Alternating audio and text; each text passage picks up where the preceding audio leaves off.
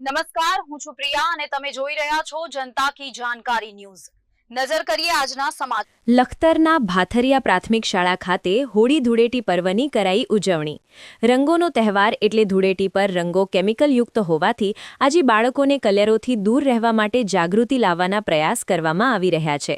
ધૂળેટી પર્વ એટલે રંગોનું પર્વ, ત્યારે બાળકોમાં ધૂળેટીમાં કેમિકલયુક્ત કલરોના બદલે દેશી પદ્ધતિથી કેવી રીતે હોળી રમી શકાય તેવો એક પ્રયાસ લખતર તાલુકાના ભાથરિયા પ્રાથમિક શાળા દ્વારા કરવામાં આવ્યો છે।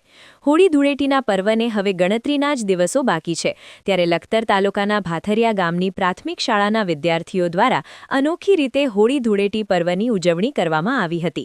સામાન્ય રીતે આ તહેવારમાં પાણીનો સૌથી વધુ બગાડ થતો હોય છે અને લોકો કેમિકલયુક્ત રંગોથી હોળી રમતા તેના કારણે શરીરને પણ નુકસાન થતું હોય છે, ત્યારે વિદ્યાર્થીઓમાં પાણીની બચત અંગે જાગૃતતા આવે જેથી હોળી રમીને હિન્દુ સંસ્કૃતિને જાળવી રાખવાના હેતુસર એક અનોખી રીતે હોળી ધૂળેટી પર્વની કેસુડાના પાણી, ફૂલો, નેચરલ કલરના રંગોથી હોળી રમીને ભાથરિયા પ્રાથમિક શાળાના બાળકોએ પાણી બચાવવાનો સંદેશ આપ્યો હતો।